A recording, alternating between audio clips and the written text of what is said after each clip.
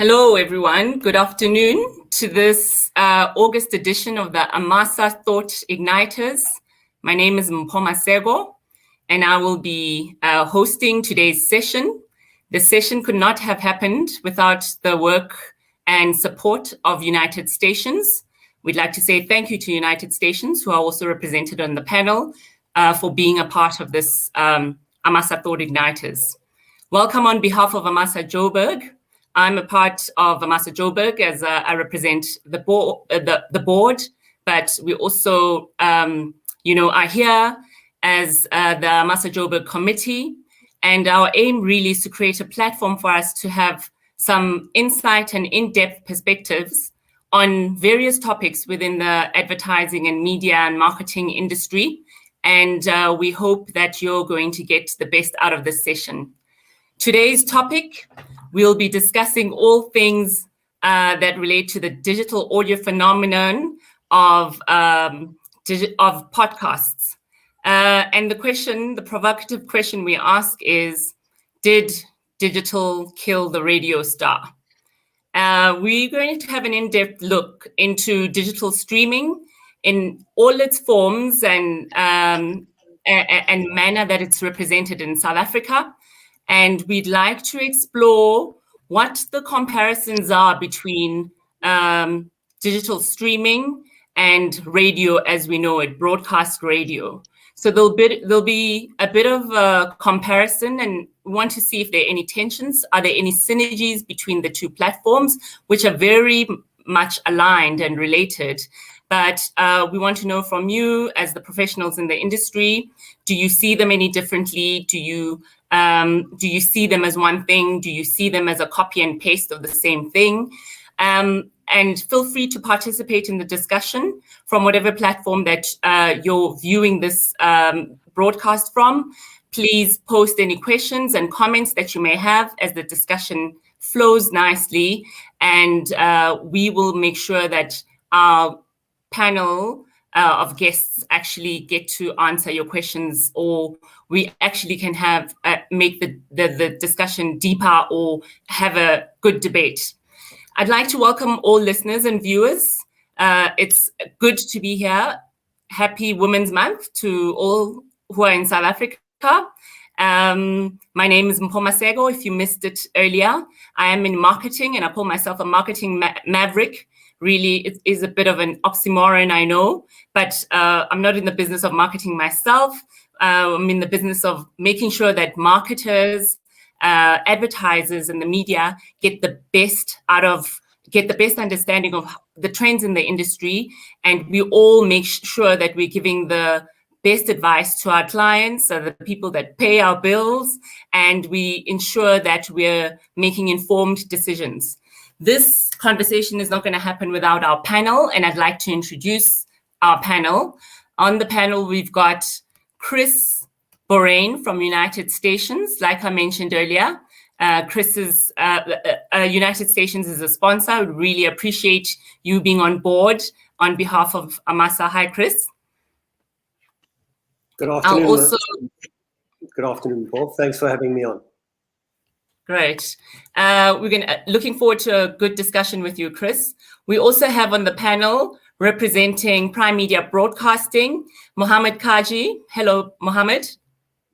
I'm Paul. Good afternoon to you and the fellow panelists and everyone out there listening to us this afternoon. Thanks, Mohammed. Also on the panel, we've got Mac G, podcaster of Podcast and Chill. Hi, Mac. Hi, Mpho. Thank you so much for having me. It's a privilege to be here. And once again, I appreciate it. Thank you. Good to have you on board, Mac. And it feels good to be interviewing you because you're always interviewing other people. And our final panelist is John Savage. John, welcome. He's representing in broadcasting, but we know John to also be a prolific podcaster in South Africa. Hi, John. Hi, so happy to be here and looking forward to this very diverse panel from different places and spaces. Fantastic. So let's kick off. like I want to mention again, just to our audience, please feel free.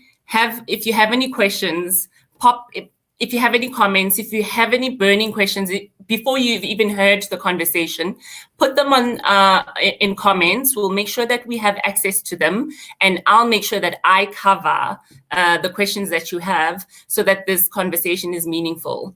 But where I'd like to kick off, Mohammed, is generally you're in broadcasting. You work for radio, but you also head up digital within a traditional radio broadcasting environment. So when we ask the question, has digital, killed the radio star? I would believe that you would have to be neutral about that. But I'd like to know from you, without fully answering the question, because I think as we close off this discussion, we'll also close off with the question again. Given the in-depth discussion we'll have had, I'd like to know if your views changed. But audio and video content via digital platforms, are they really a threat? Are they a threat to radio? I don't think so. I said this on the Radio Days Africa panel that radio has a glorious future, and if we look at the data around the world, we look at other markets around the world where digital is several years ahead of South Africa. Digital is a supplementary kind of platform to radio. Radio has a very glorious future. When radio was invented in 1893 by Nikola Tesla, it was wireless telegraphy, and we still have wireless telegraphy. We only receive it on a different device. We used to receive radio on a radio receiver that everyone used to, huddle around in the 70s to listen to, whatever it was, and it goes through its iterations. But ultimately, now we speak about audio, we speak about radio in the sense that people are still listening to live streaming. They're still listening to radio streaming. They're just really doing it on different devices. And the device they're doing it on is this thing, right? These aren't phones anymore. These are receivers, and they allow you to receive pretty much any kind of content that you want.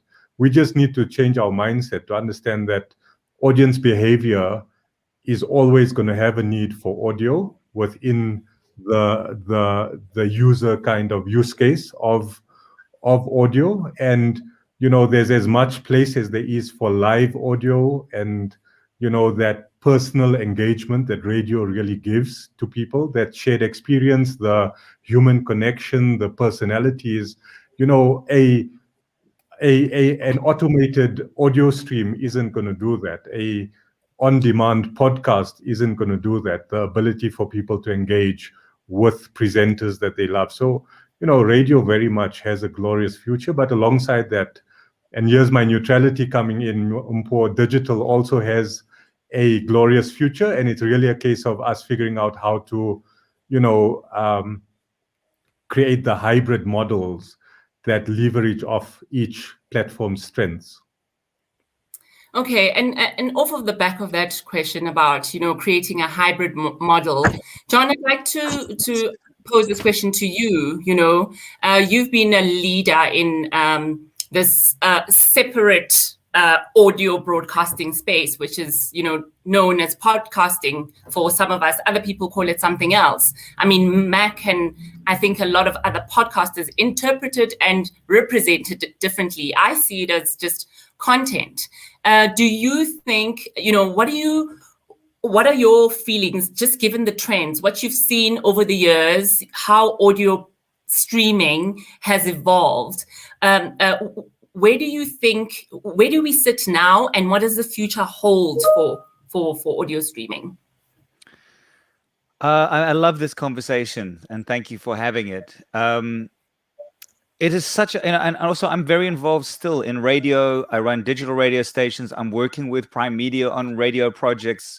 I'm working with podcasters. So I'm working with TikTok, working with all these different things. But, I think the real flag in the sand right now is that in the last, say, 7 months, there are 7 new audio only platforms. So, Clubhouse, Spotify have launched Green Room Live. LinkedIn have one that's in beta phase. Facebook have one that's in beta phase. There's the Audio Fire, and also Instagram is starting to do something where you can turn off video and only have audio only. So the idea, you know, audio only as a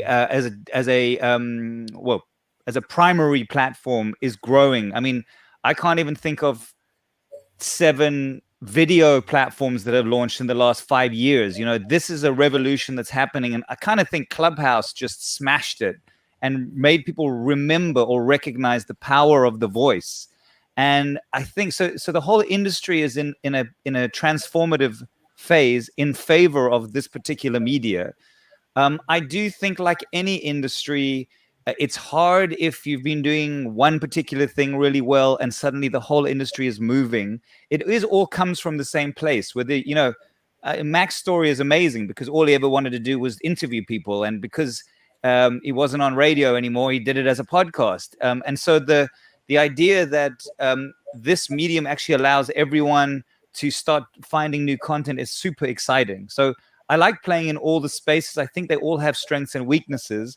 Where I think the challenge is sort of the monetization of a model that is changing, and how we actually work closely together. Because you know, I know we all know this. COVID fast-tracked what was coming anyway.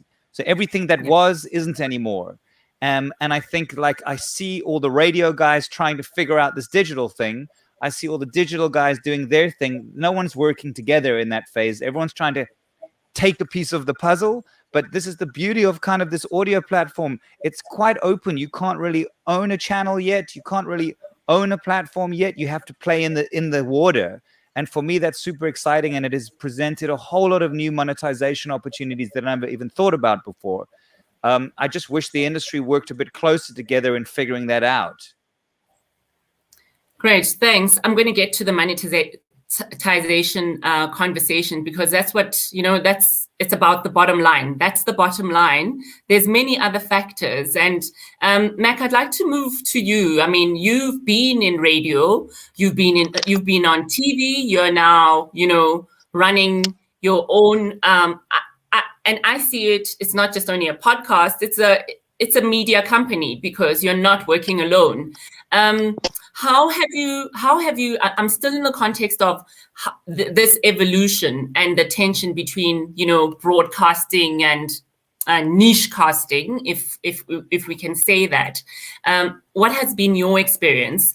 And what are you seeing when you compare your experience in radio and as opposed to your own platform? What are you seeing? What are you excited about? What are you worried about? I'm worried, first of all, with accessibility. I feel like, you know, with a platform like mine, only people that have access to Wi-Fi, fiber, those kind of things have access to the kind of content that I do. Whereas, you know, when you look at radio, anybody, it's free, anybody can access it, and which is what I think radio plays still such a huge role in the community, you know, because majority of the people in South Africa don't have access to data, don't have access to Wi-Fi. So yes, in as much as what I'm doing is great, it's niche, I still feel like there's growth to be had. But one thing that I can see is that, you know, you can cultivate an audience for yourself in your own lane, you know. Whereas, like, if you work for a radio station, then you are sort of like conforming and adhering to the radio station's audience. You know what I mean? And I think podcasting allows you the ability to form your own audience, you know, as I have done, you know. But if you listen to me right now on my podcast, and if you listen to me when I was still on Prime Media or YFM, or the case may be, it's 2-3 different people, you know, because when you walk into a big corporation as Prime Media is, you have to adhere and move a certain way to adhere to their audience, you know. But now I can cultivate an audience of my own. Yeah. Okay. And Chris, you've been in the business of radio. You are in the business of radio. United Stations really, helps a lot of radio stations bring to life content to its various audiences through various platforms, both from in the traditional format, but I think you also do a lot of supporting from a digital perspective. Added to that, you link it to sales, you link it to helping sell content.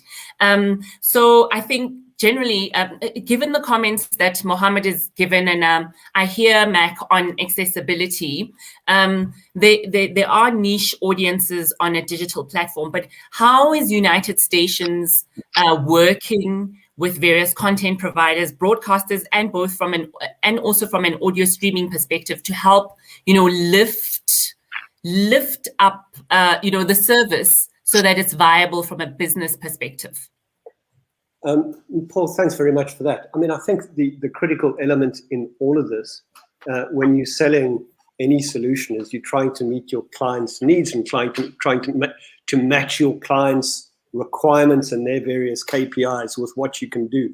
And I think the beauty of working not just on radio, which is broadcast, but into narrowcast or niche cast, is that you can take particular, whether it be people or formats or types of content or niche focused content, and work with brands and work with podcasters and talent to make magic happen in the middle somewhere along the line. And I think that's the beauty for us, and that you can work with incredible talent and you don't have to be restricted, if that's the right word, by a particular format. You look at someone like Mac and what he's been able to do with his chillers and how he's managed to grow that audience. You look at business verticals where they've grown incredibly across MoneyWeb. People are taking incredible pieces of content and all of a sudden opening it up to a greater audience. I mean, I think Mac's right. Accessibility is problematic, and I think we've all got to work on ways to work around that to get greater audiences in. But we're seeing that they're greater audiences. We're seeing that people are coming into digital audio, and they're playing in that space, and they're going, we want to listen, we want to engage. And as long as that audience is there, brands should be there. And the fact that brands might be a little bit slow to catch on, I think, we're getting COVID, and what we've been through in the last year or two has accelerated that. People are sitting at home, they're accessing that content from, all the various devices that they have, and they are just engaging. And I think that's the beauty of this space, that talent lets you engage. You don't have a certain type of format. You can literally wake up every morning and decide what you want to create, as long as you're able to take your audience with you, and as long as the brands are brave enough to go with you. I think it's an incredible journey. Fantastic. And thanks. I think audiences do play a big role. It's the reason why radio stations have thrived over the years, because, they do have the listeners that are committed. What I want to ask around, podcasts, and I find it strange to say audio content, because a lot of podcasts actually integrate video into them. Mac, yours do as well, and John. I want to know, and let's think about our audience as well, the people who are listening in now, who are marketing, who are media professionals. Let's talk about the audience in a bit more detail. Who's listening? I as a marketer, I always want to know, I see the numbers. It's easy for me to track. If I'm catching a podcast on YouTube, I know how many people have watched the episode. But let's talk about who's listening, their repertoire, like what are the trends from when are people watching? We know COVID has definitely has made us, hermits. We're at home and we've got more time to pull up and get into special interest content, or get into, in-depth interviews, whether I missed it from a radio station in the afternoon, I know I can catch it later. But what are the trends from what's interesting, and maybe Mohammed, I can ask you, because you've got both radio platforms and digital platforms that support your radio stations. Who's listening? What, are they spending any more time? Is the audience engagement deeper, and why, if it is? Well, I really think it's a matter of the platform that they're using, right? So, we recently started experimenting with live streams to YouTube for 947, for example. And the watch times we see there are off the charts. It's like an hour-long kind of sessions or hours-long sessions where, the use case is audience members and listeners are putting it on their smart TV at home, and it's on, they're not giving it complete attention, but it's there in the background like they would have had in their office, for example. And, but similarly on other devices, you might find shorter listen times depending on the platform. So the platform becomes incredibly important, and the specific time of day in terms of when it is. Like, are they, listening while they in a taxi on the way to work? And that's where MacG's point around accessibility becomes incredibly important, right? That where it's costly, the listen times will actually go down. So platforms where there's zero rated data, or platforms where telcos are offering specific, app platforms on mobile, for example, as part of data bundles and data packages, means that, you're going to start seeing much better watch times and listen times there. I think I saw it in the blurb for this session, where it's like 45% of South Africans have streamed their favorite radio station at home, or with like our 88% smartphone penetration, that's the device of choice. And Mobi is really emerging as one of the biggest devices that are driving consumption habits. Our cost of data and telco, offerings have to obviously catch up with the rest of the world, but it becomes more of a choice where listeners are now even multi-device, and they might switch between a few devices through the day. It's not like single device listening, but also the phenomenon of like dual screen listening. They might be on something on their earphones, and they might be, on their computers or watching something else. And I think we found ourselves in that position as well, where we're trying to like do 2 or 3 things at the same time. So, I think those are some of the patterns, and I'm sure the panelists have their own views and their own thoughts on what they're seeing as well. Yeah, John, I'd like to move to you. I mean, what are you seeing? And I want to know, if we're clear that more people are tuning in and they're using and more people are tuning into their favorite radio station on mobile devices. And I think they've always tuned into their favorite podcast on a mobile device. That's what I believe.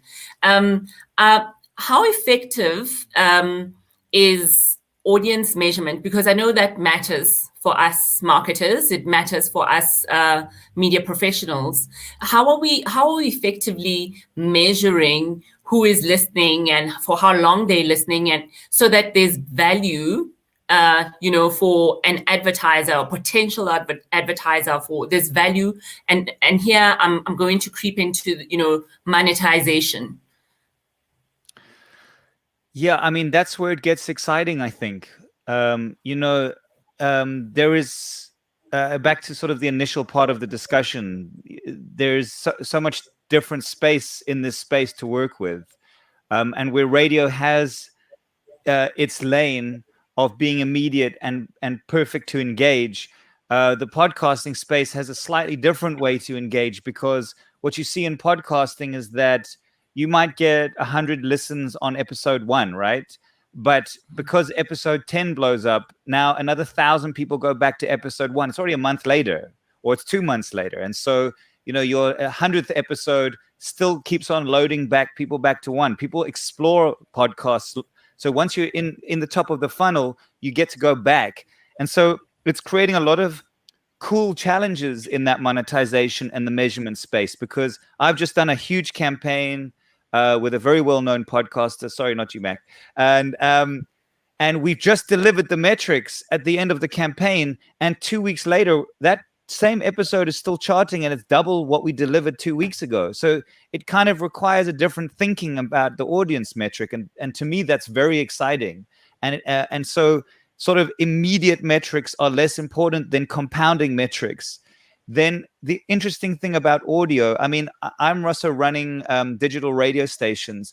And even though we're using the most sophisticated tech to do listenership, in a podcast, you're able to measure like whether someone literally got to the ad, where they tuned out, whether they listened to your ad or not. So even if your podcast got 1,000 listens, only 500 of them got to the ad, I can charge you for the 500, not the 1,000. And it's difficult. The trickiness of it is, I think that the audience CPM have always been a little bit blurry, but now they're very specific. So seeing real numbers is always not as sexy as seeing potential numbers.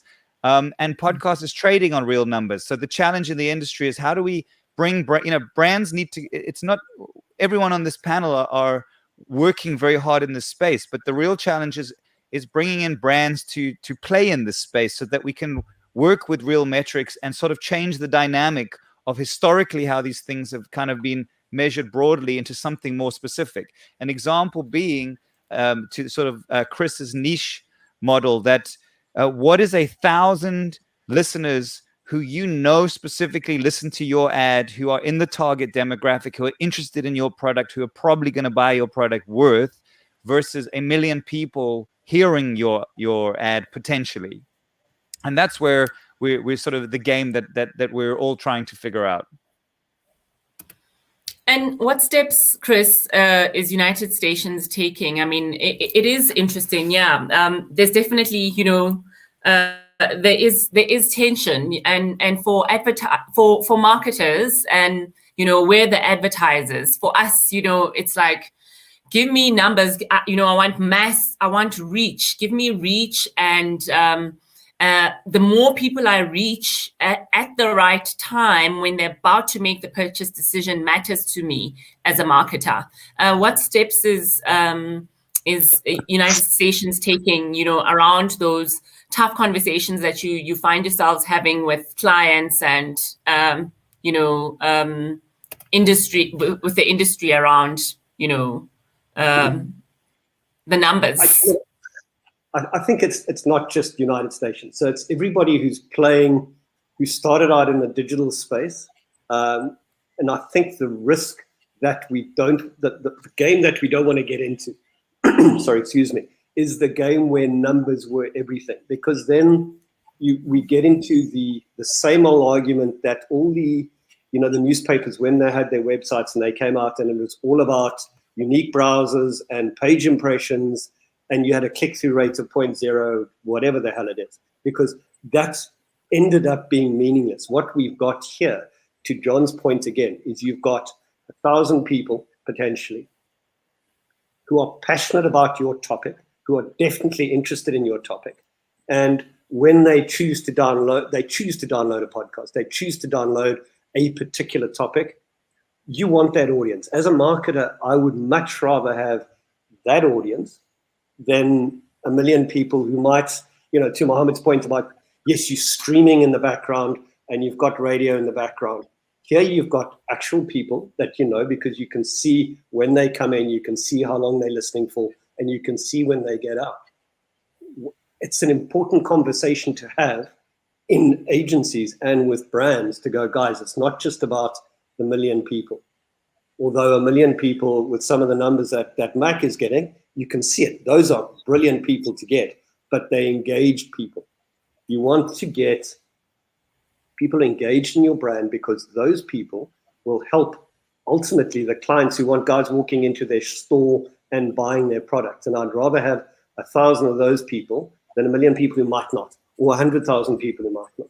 And I think that discussion in agencies is a critical discussion. It's not all about numbers. It's actually about the engagement. It's about working with the brands, working with the agencies, working with the on-air content and making sure it reaches those KPIs, and not just, I've got 1 million people. It's what that engagement level is. And I think, what we don't want to do is start commoditizing this space so that you just break it down to the lowest common denominator. It's 1 million people. That's it.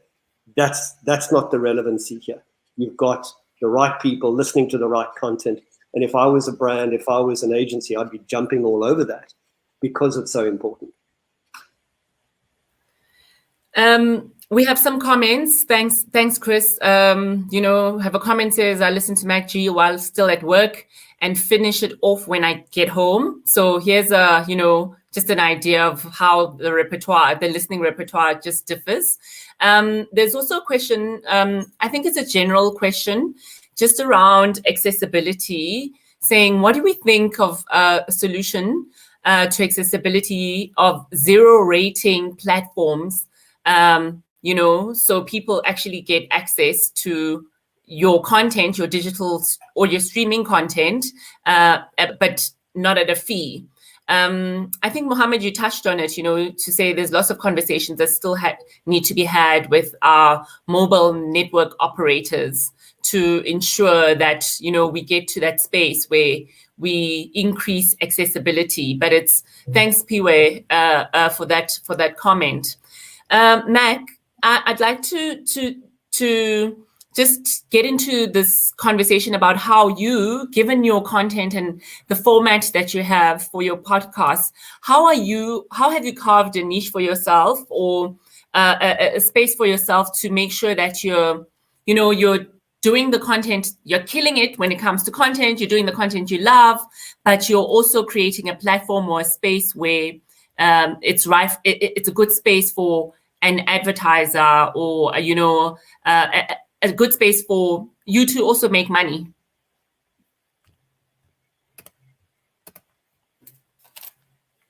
I think you're on mute. So can you hear me now? Yes. Yes, we yes. can. I think for me, the biggest thing is for agencies, advertise, to realize that this is, it's a wave, it's a new thing, it's a new medium, it's a force to be reckoned with.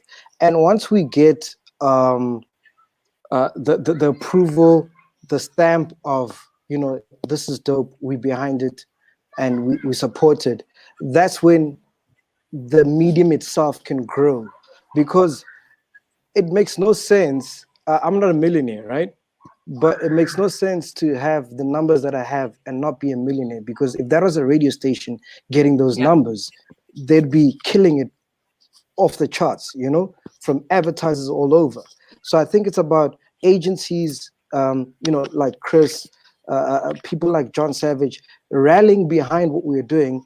And sort of like, in hip hop, there's a thing where if there's a new rapper and an old rapper co-signs that new rapper, they then become profitable, So I think it's a matter of agencies and advertisers saying, okay, cool, we witness this medium, we witness the impact that it's got, we're going to put money behind it, because that just then solidifies everything that we're doing. Because there's a difference between me just doing an episode or me doing an episode sponsored by, I don't know, what brand can I name, John? Give me a brand I can name. Jeep. So if I'm doing an episode with Jeep behind it, it's like, oh, okay, cool. So Jeep takes this guy seriously. That means whatever he's doing is worth noticing, And I think that's when we can grow and monetize and essentially make it a profitable business. Because right now it's like, all right, cool, you have these numbers, but what can I do? And there's so many facets, there's so many ways in which advertisers can empower and help build what we're doing, essentially.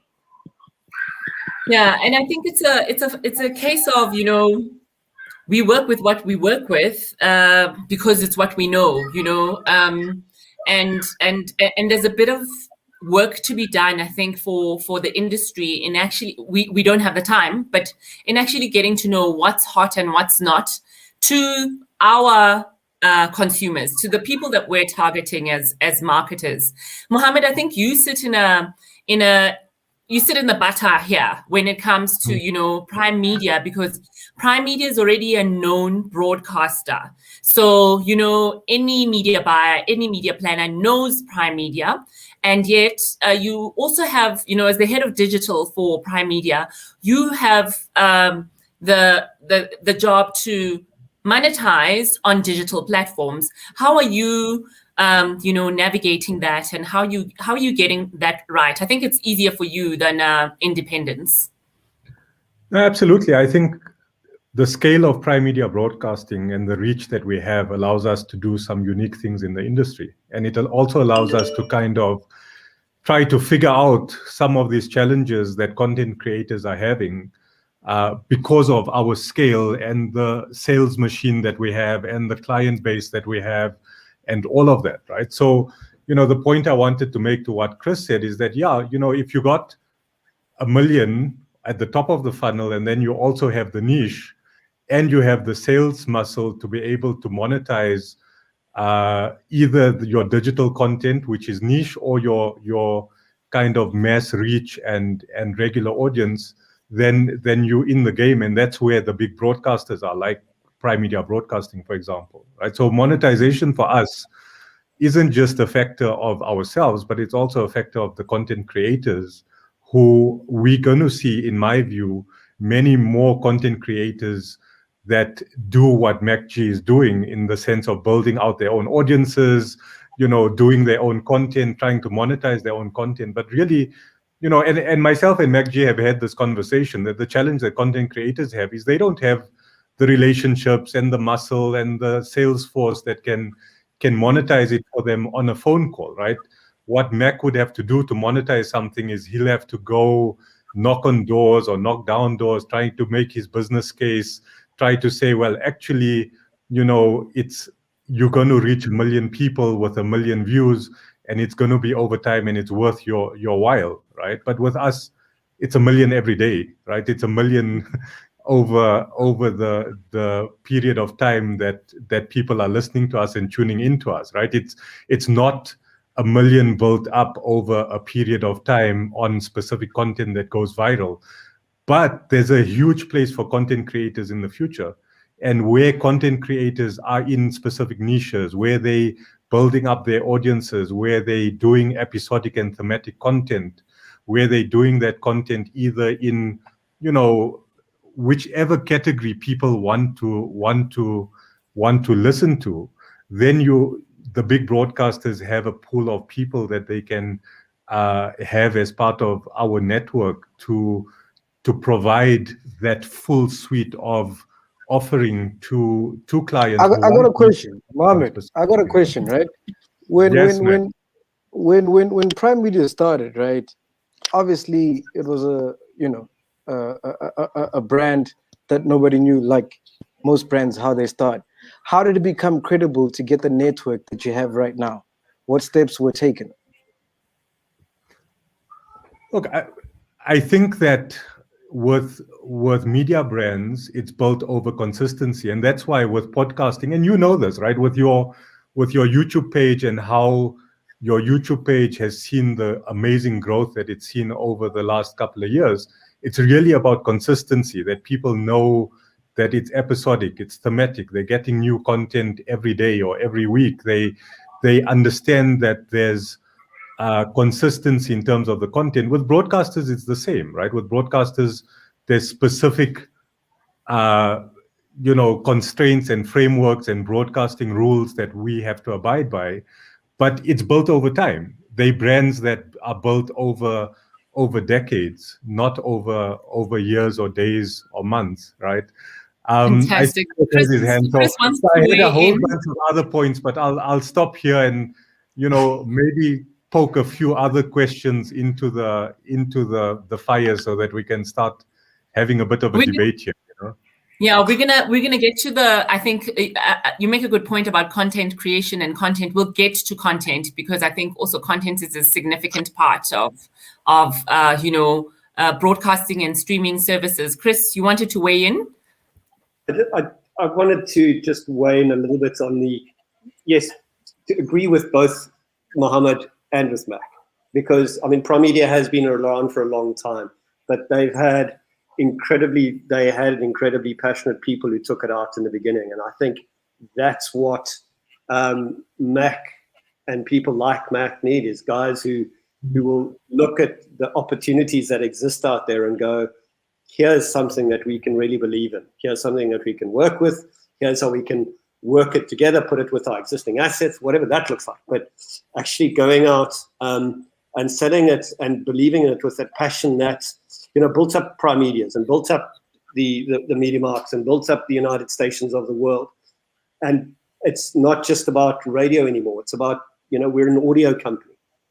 I think we're all audio companies. It's about taking that passion for audio out and making you as marketers understand what we can do, understand how it works for your product. But as long as we have that passion, that belief that it'll work, and we can convince you of that, then I think the sky's the limit, really. And because that's the key to me.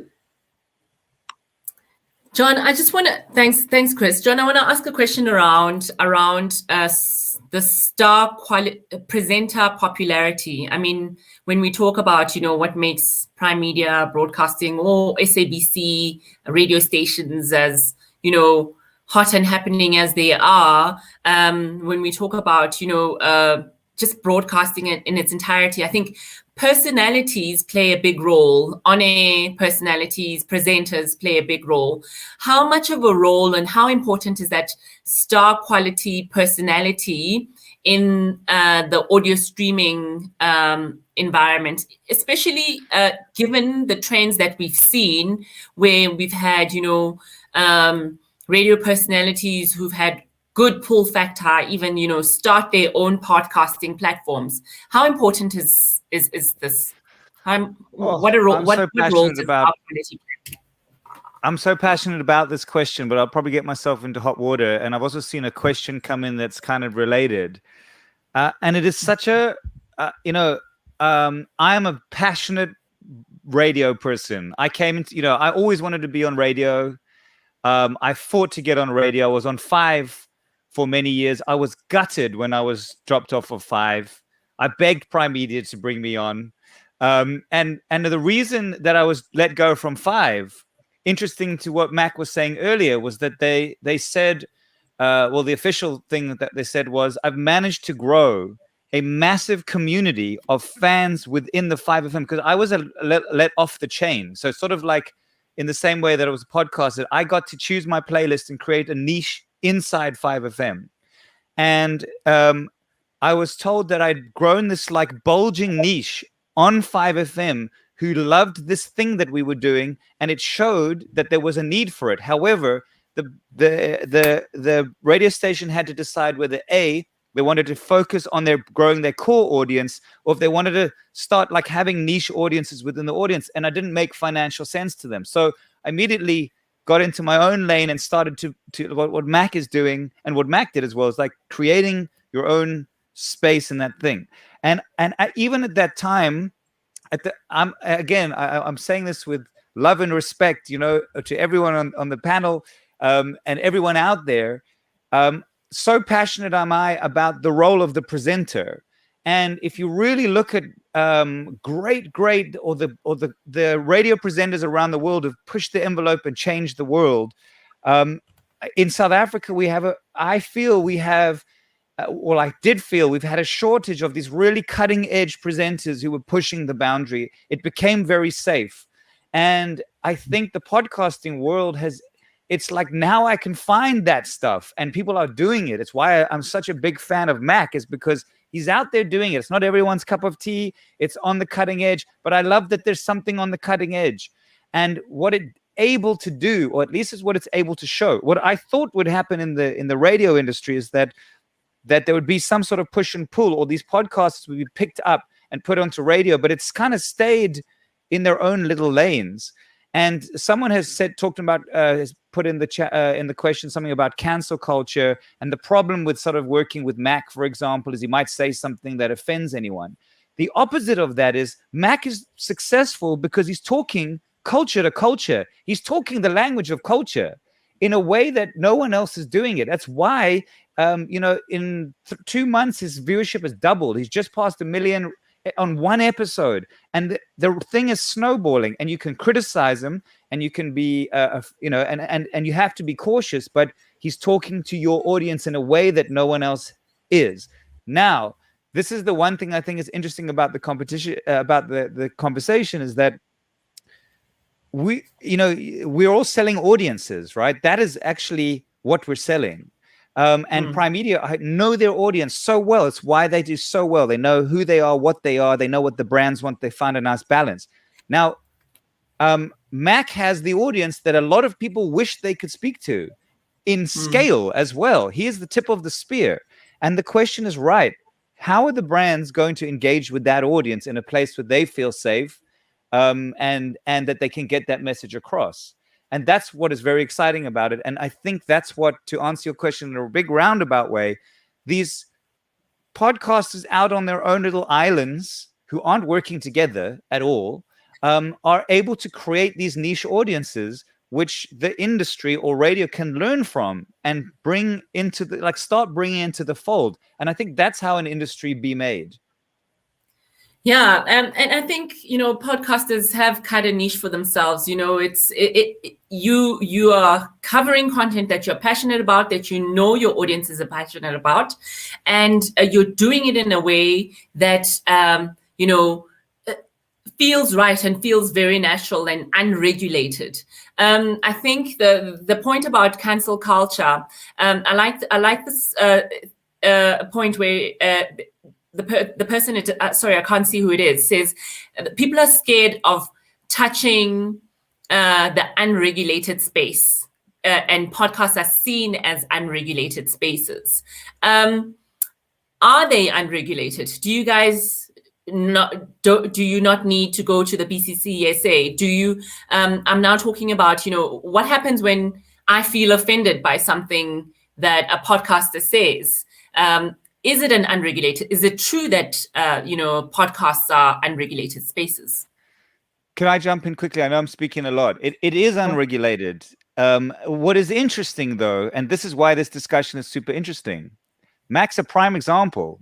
He crosses a line, and he doesn't pay. The BCC doesn't punish him. Brands punish him.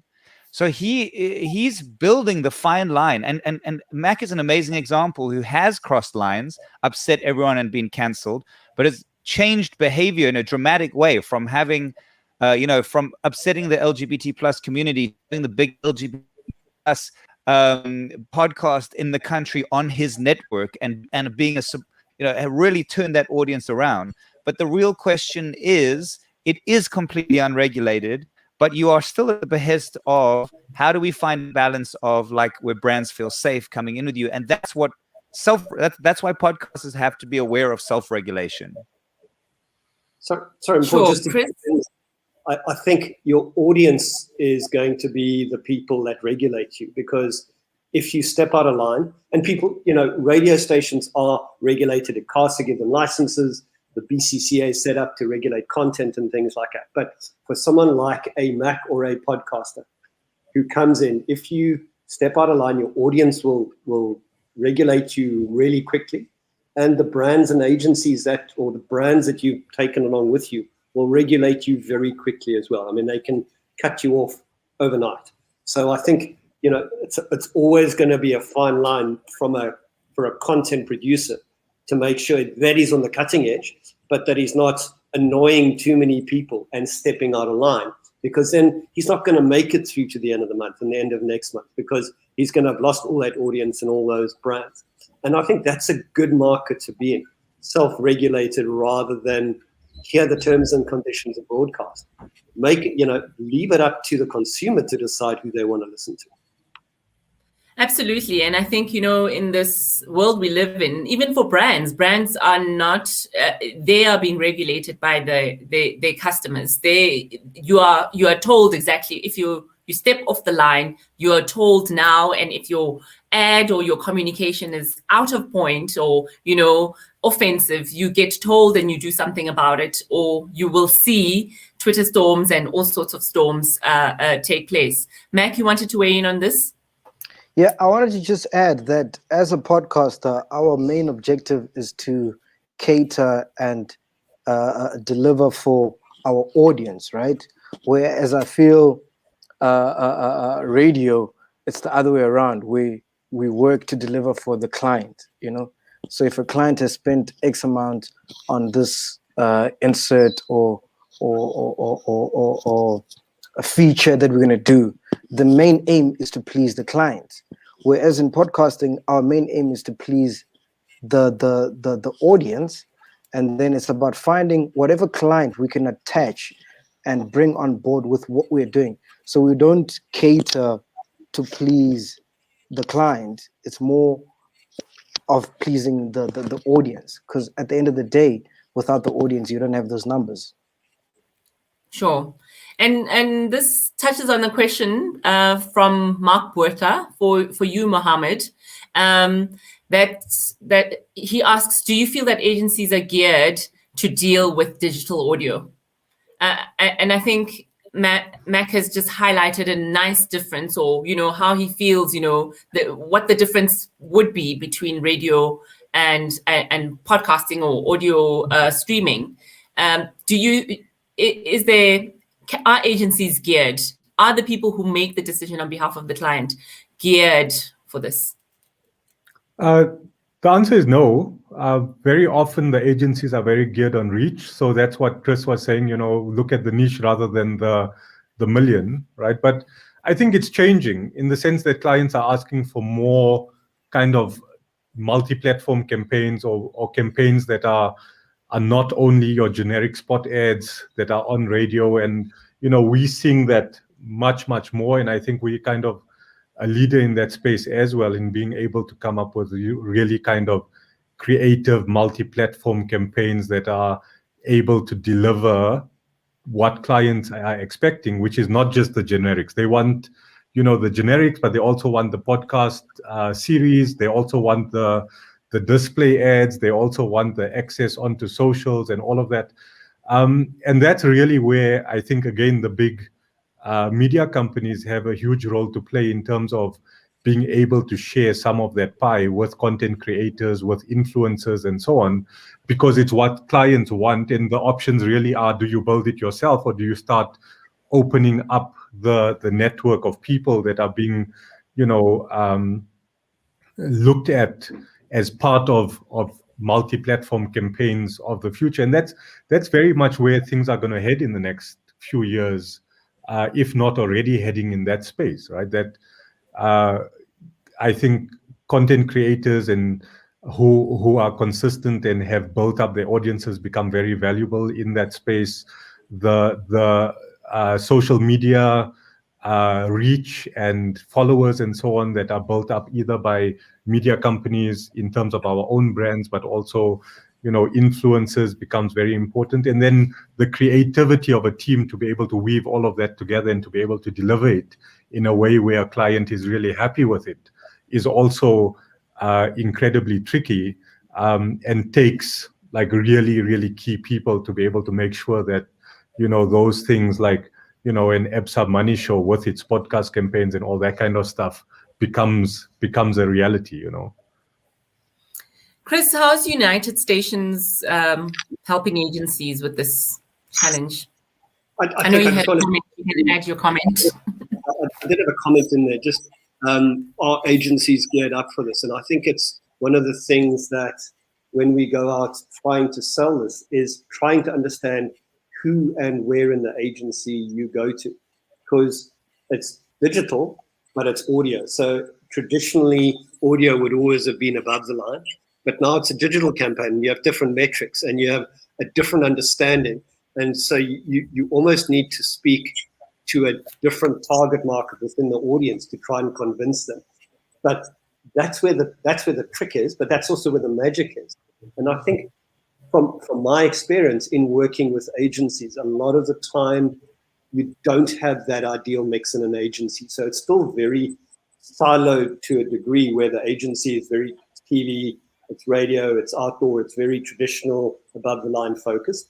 There is a lot of digital integration, but all of a sudden you've got a new medium. You've got digital audio, you've got podcasts, you've got streams, and nobody quite knows how to handle that, who to go and speak to. And the agencies don't know who to send you to sometimes as well.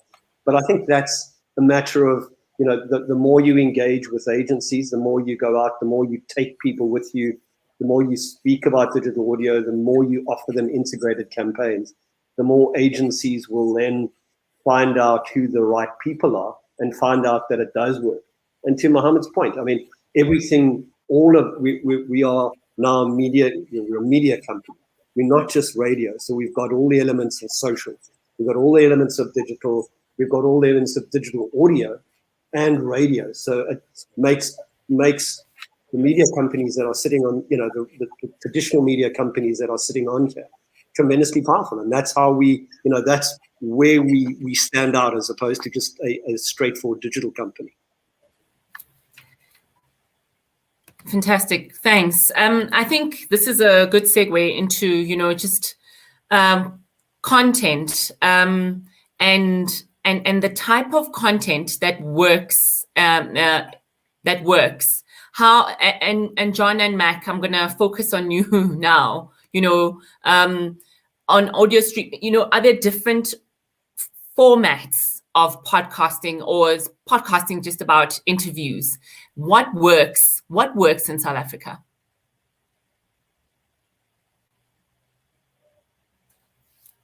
John, if I can. Who are you asking, Mac? Is Mac frozen No, there? you can- Oh, there he is. I think Mac is frozen. No. Answer, John. I'll answer after you. So this Mac is can't give away his trade secrets. yeah. Yeah. Podcast. But remember, I think this is off of the back of what we've just discussed, around how agencies can also be geared to understand this world. So think about it like that. You don't think about giving away your trade secrets. It's how do you share information with the people who make decisions and on behalf of clients, what are the opportunities? Because once we talk content in different formats, then we know where brands can live, the spaces that brands can live, and whether brands have the opportunity to influence your content. That's what I want to get into when we talk audio streaming content. Okay. I mean, it's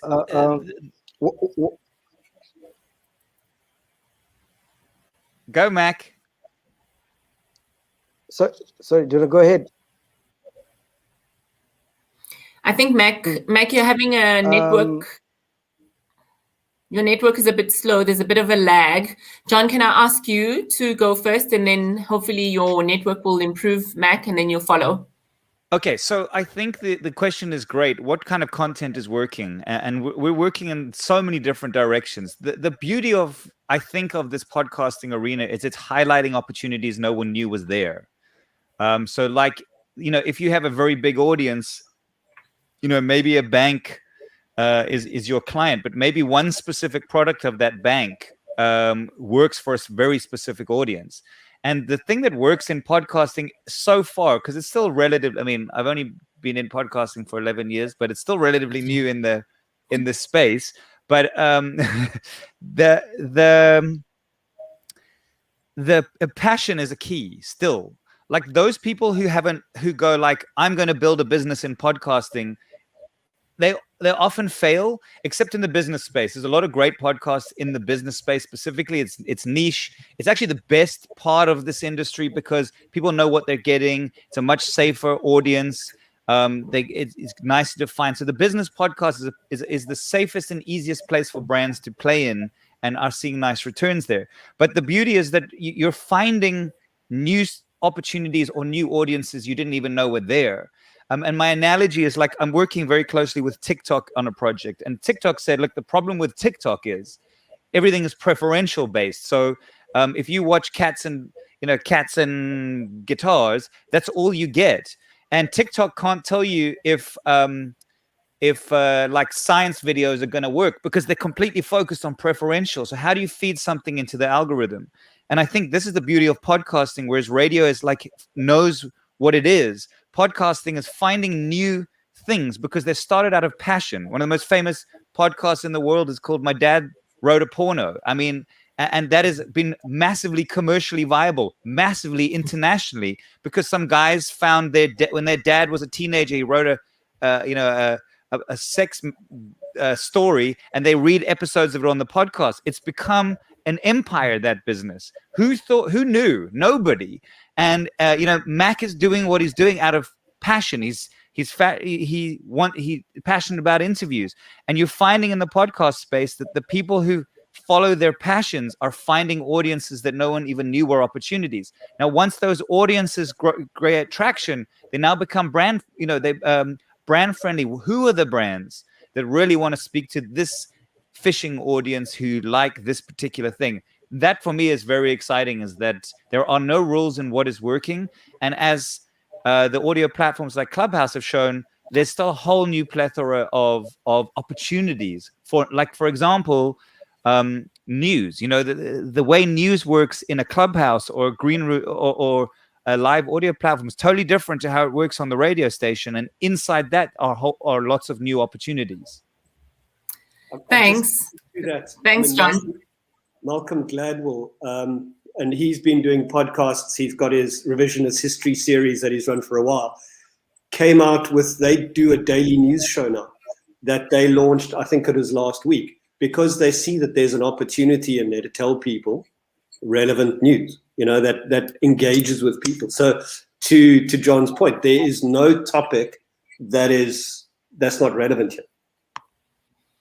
Mac, before I lead to you, I just want to say, Paulo Diaz says, we ran our first campaign on MacG 2 weeks ago. People in SA keep on asking about our serial moment. The moment podcasting becomes big in SA, it happened with Mac, basically. So you've got a shout out there. Hope you heard it. But I'd like you to also just let us know how you think content can influence, knowledge and influence just the success of podcasts. I think for me, like with podcasting, whether it's content or whatever is happening, the more sincere, the more authentic it is, the better it is. There's episodes where we've done where advertisers have spent money for us to a live read, and we incorporated within the show, to make it not seem like, here's a live read, hey, please go and do boom. We incorporate in the show as part of the content, but the people that resonate with.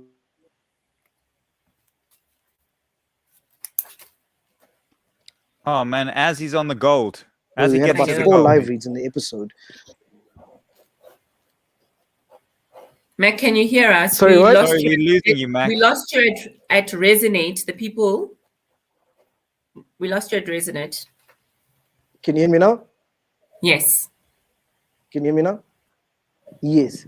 So I'm saying there was an episode we did where we had about 4 live reads, and people resonated with something that was really, really a core in what I wanted to speak about in the episode. It was about South African history, and all the DMs that I got the whole week was about, yo, where can I watch that documentary that you spoke about, Because when I spoke about it, it was dear to my heart, and and you could tell the emotions and what I was going through when I watched it, and it resonated with the people. So what I'm trying to say is that, yes, there's different ways to advertise and promote things, but the truer it is to the form of what you believe and what you like, the more it will land, if that explains it. Yeah, it does. Thanks. Mohammed, are you on your side? I mean, what type of content is leading from a digital perspective? Is it the same content that people enjoy on broadcasting? What are your trade secrets without giving away secrets? Well, the first trade secret is that catch-up content isn't podcasting, right? Catch-up content is catch-up content, and it's what people will go to because they want to go listen to something they missed, or, it has to be kind of segmented out into key moments, or because people aren't going to go back and listen to it. They want to listen to the key moments. And that's where like segmenting things out and sending it out onto socials and so on helps. But you know, the secret, in my view, and I think this is across all media formats, not just audio, is really episodic and thematic, right? And then the themes, and that's the beautiful thing about digital, which also speaks to John's point earlier, that you don't have the constraints of time and space, right? Your constraint is the amount of cloud server space that you have for the amount of content that you can store, or the amount of money you can pay, you know, for hosting on Triton or hosting wherever else. And, you know, it also goes to some of the conversations that we've been having with content creators that, guys, you're not going to be able to go take out a deal with Triton. You're not going to be able to set up all of this back-end stuff. You're not going to be able to, you know, set up the in rolls and the mid rolls and all that kind of stuff. So it's really a case of content creators being, you know, offered some sort of back-end access to things that allow them to do all of those things that only, like, you know, some of the bigger players can afford to do, because they've had to do it for their radio stations and their terrestrial broadcasts. So, you know, episodic and thematic, in my view, is king. It has to be something that's consistent. It has to be something that has good production values, and that is kind of, you know, consistent in the sense that, sorry, I think my lighting is causing some issues with my video. So let's see if I can sort that out. Yeah, so in that sense, then the actual subject matter for the content is unlimited. You can try to cover as much of people's personalities as you can, whether, you know, people are ending up with cat videos. You know, for some reason, I end up with golf videos. I'll never know why. Saying that quite sarcastically, but I end up with a lot of, you know, golf videos on my YouTube stream. I also end up with a lot of carpentry videos on my YouTube stream, because I might have clicked on, you know, making a epoxy table sometime in the past. But, you know, ultimately, you'd never think that people have these interests until you start offering them the content for them to consume. And they might not spend days on carpentry podcasts, for example, or they might not spend hours and hours on how to fix your golf swing. But there is, you know, an element of that. The box whoop the lions. Sorry, I had to throw that in there. And a lot of us would have been listening to the commentary on why the box whooped the lions in the last week, right? But we might not do that all the time. There's a whole lot of different interests that we'll try to listen to at some point in time. And you have to cater for that. You can't just cater as a one-size-fits-all. And again, Max kind of cracked that in many ways, because if you look at his YouTube page, you find a whole bunch of different show names or brands that you can go to that would kind of cater for you, from news and current affairs to kind of comedy and entertainment, right? So that's really the game: episodic, thematic, and then try to have as much difference as possible for people to choose what it is that they want to listen to, not what you think that they want to listen to. Don't talk down to them and say, you have to listen to this. You know, let them choose what they want to listen to. Chris, do you think there's a one-size-fits-all solution for various content providers or for various radio stations, or does it have to be now? Do you need further niche for, you know, depending on the content that you're delivering? When you talk to content planning and, you know, making sure that you're creating spaces where advertisers can thrive, is it a one-size-fits-all? I don't think anything in the space that we operate in is a one-size-fits-all. I think it's, you know, understanding the content creators, the providers, the people like Mac who are out there, what they are able to do, and then it's in, you know, seeing who that best fits with. It's never going to be a one-size-fits-all. You know, it's no longer an AC radio station playing in Joburg or Cape Town or Port Elizabeth or Bloemfontein. You know, we're now able to, there are no geographical limitations. There are no content limitations. I mean, Mohammed is right. The key, and I think John was right as well, they were talking about what works in South Africa. We certainly are seeing that financial podcasts are along that theme. And there are various subgenres around that. So you can go into crypto or whatever. But that seemed to have been early adopters and early success, have early success in the South African market. But I don't think you're ever going to get to, and I hope you don't ever get to, a one size fits all.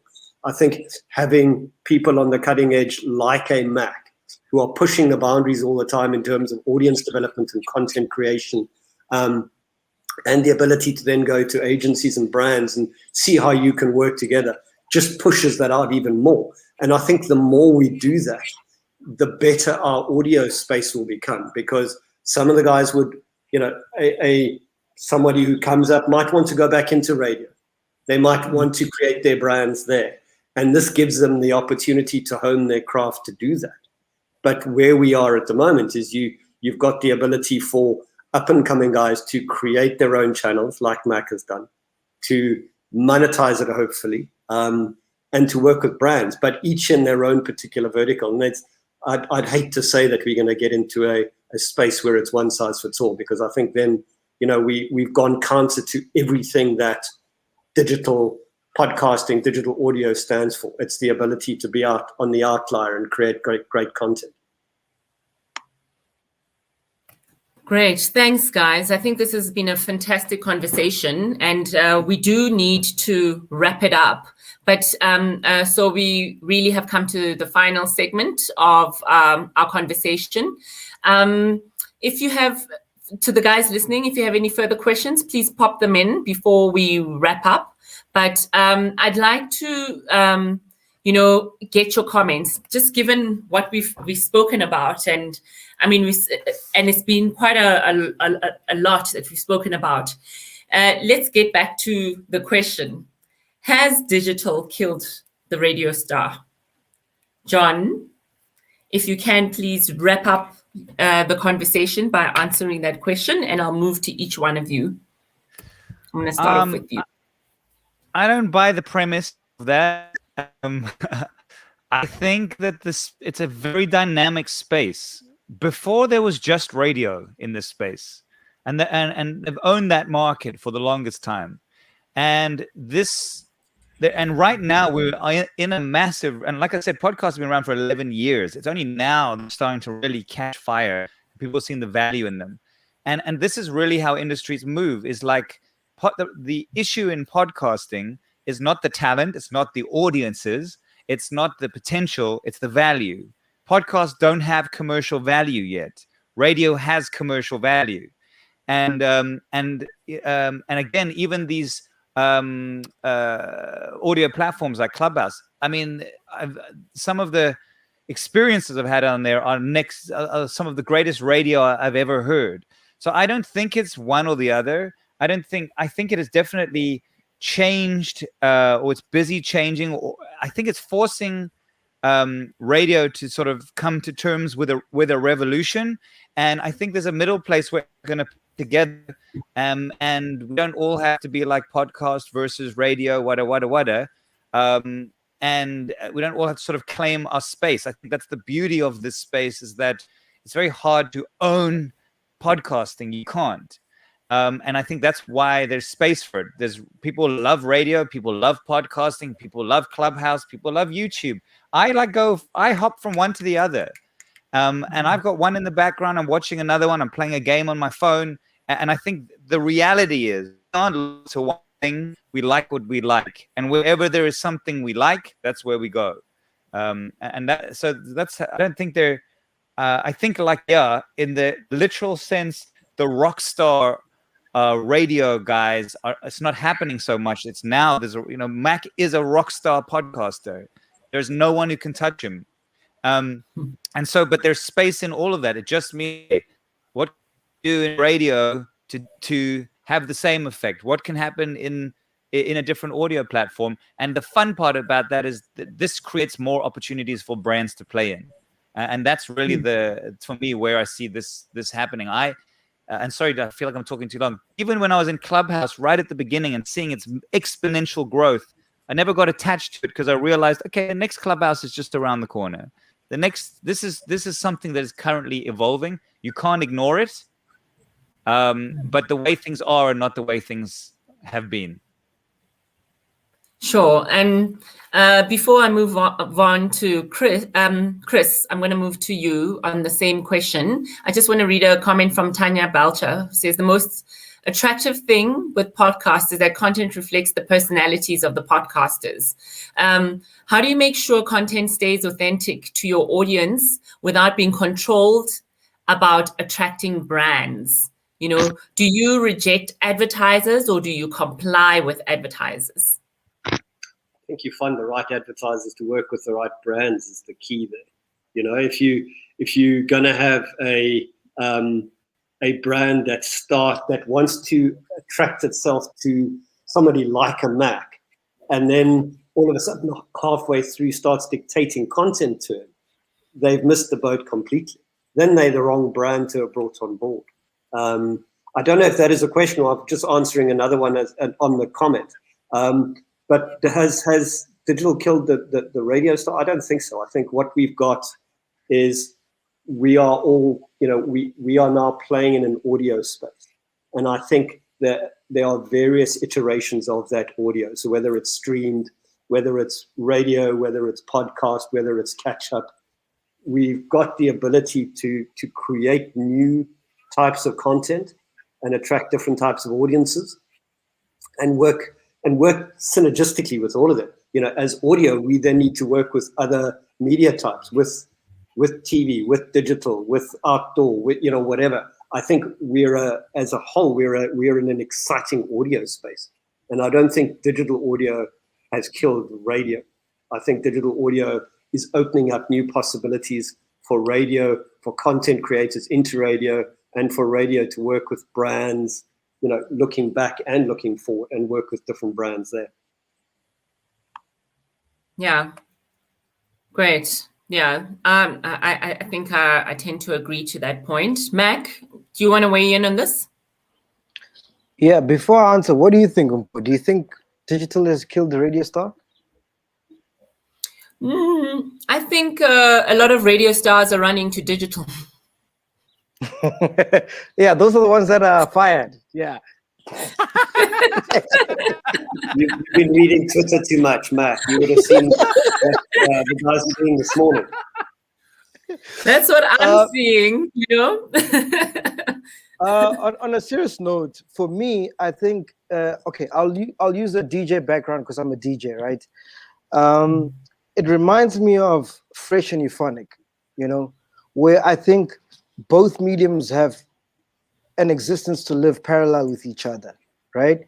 But I feel like radio is kind of like Fresh, where Fresh knew, okay, cool, he's got an older audience, and this is how they like to do things, and this is how, but he had all the expertise, he knew all the promoters that were booking for gigs, and then here came Euphonic, who was very young and was trying to move and didn't understand the platform, but they worked together and achieved FU. So whereas Euphonic would say, okay, cool, there's a brand that wants to work with me, Fresh would tell him from his expertise to say, cool, this is how you manage it, this is how you do it, and this is how what happens, you know? And I think digital and radio is the same thing, whereas radio is like Fresh, digital is like Euphonic, but if we work together, we can achieve the same goal in terms of, all right, so in radio, this is how we deal with sponsors and brands. This is what we did, but to align with what you guys are doing right now, this is how we can do things and shape things. And I think they have both. We can live parallel, basically, if we work together. Right. Lovely, thanks. They can. Mohammed, has digital killed the radio star? I'll ask another question, which is largely a rhetorical question, and then I'll answer your question, Mpo. You know, was the first short message service the telegram sent from one city to another over a few telephone lines that came out on the other side as text? You know, it's what I said in my opening. You know, if you're listening to a stream of 947 on YouTube or on the 947 website or on the 947 app, is it still called radio? So in that sense, you know, audio Live audio has a place. On-demand audio in the form of podcasting, thematic, episodic has a place. There's a demand for all of it in terms of multi-platform campaigns that include the live broadcast, but also include the thematic, episodic, bespoke content that appeals to specific niche audiences. So no, digital did not kill the radio star because the audio star is forever. You can quote me with inverted commas. Yeah, and I mean, what I'm hearing, if definitely digital hasn't killed the radio star, it's not about, it's about living together, right? It's about these platforms coexisting. But I think coexisting for audiences, so it makes sense for audiences, but also coexisting so it makes sense from an economic, from the business perspective. It makes sense for the creators, the content creators. It's platforms. The platform you need to be able to deliver the content that you're passionate about, and that there are people who also love the same content and want to hear it. But at the same time, and if you can make money from that content, by all means do, because what's the point of raking in the numbers, like Max said at the beginning, raking in the millions, but not having the millions in the bank.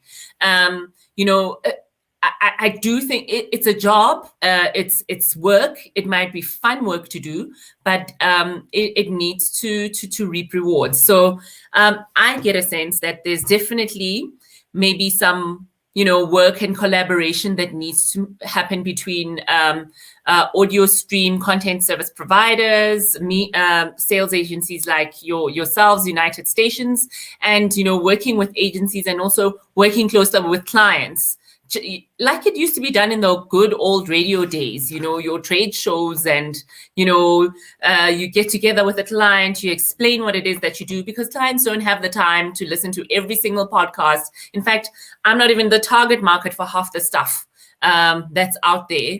But my brand's customers are the target market. So that's where I want to be as a brand. John, you want to weigh in on the question that was asked by Tanya? Thank you. Yes, she said, how do you make sure content stays authentic to your audience without being controlled by attracting brands? And do you reject advertisers or comply? I love this question because I think this is actually, and Mac was alluding it to earlier. And, the temperature stick is still out there on this. Podcasts are usually, by definition, have a lot more authenticity with them. And historically, and I think this is where the two industries sort of clashing maybe, is that the idea of putting a 30-second ad into a podcast is doable, but it isn't the most effective way to do it. And so that sort of trying to force that in there is happening because it's the way it happens, but it hasn't really resonated. In fact, some people don't like that invasion of the podcasting, but where there is real opportunity, and we've done some amazing work with Mac and seen unbelievable returns. And we even did a campaign last year on radio and with Mac and saw a huge difference in the return and the conversion rate on both of them, because we made sure that it was the right brand, that Mac was passionate about the project, and we integrated that brand into what we were doing in a way that worked. And the results and the conversion of that made all the difference. And that's where we're really sort of, we're working even with the United Stations and Mac to figure out, like, there's a much more effective way to do this. Yes, it brings a problem of scalability, but that isn't a problem yet. That's a problem down the road. Let's solve the brand's problem now, and we'll figure out how to scale it in the future. I think the idea of looking at podcasts and immediately trying to build a scalable platform is why the boat is kind of rocking. But we're working with our audience one-on-one, and we're working with brand one-on-one, and it is the most effective advertising platform you can get when you get that right. Got to get the right brands with the right content. That's key. That's it. That is it. Remember what we did with Stay Clinical, John? A great example. Amazing example, yeah. Yeah, so and I think this speaks to the point that was made right at the beginning, where you need to. This is about also broadcasting and any form of media and any form of communication that happens between two platforms or two entities. It may even be one way, but it is two way, because as long as people are listening and commenting, it's two way, even if it's delayed and they're listening later. It is about creating connections. So, guys, I think there's some work to be done from the content is raking in the numbers, but there's some work to be done from just an advertiser or client and the content creators or these audio and video streaming platforms, where there needs to be a better connection and creating better connections for mutual benefit. Thank you very much. We've reached the end of this conversation. Mohammed, who represents Prime Media Broadcasting, it was a pleasure to have you as a part of the Amasa Thought Igniters Forum. We wish you success with all your digital platforms. John Savage, we really appreciate you and we wish you success. Mac, all the best to you. May you keep on raking in the numbers and the Mandelas. Chris Borain, this wouldn't have happened without you. United Stations, we really want to say thank you for sponsoring this edition of Amasa Thought Igniters.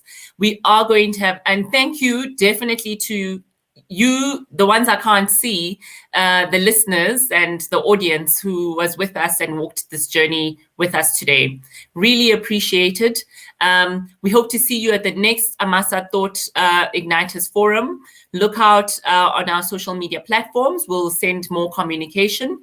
Thank you for your comments and thank you for your time. It's definitely appreciated. Good night, everyone. Please stay safe. And, on behalf of Amasa and Joburg and on behalf of the Amasa committee, we really appreciate you and thank you for being with us.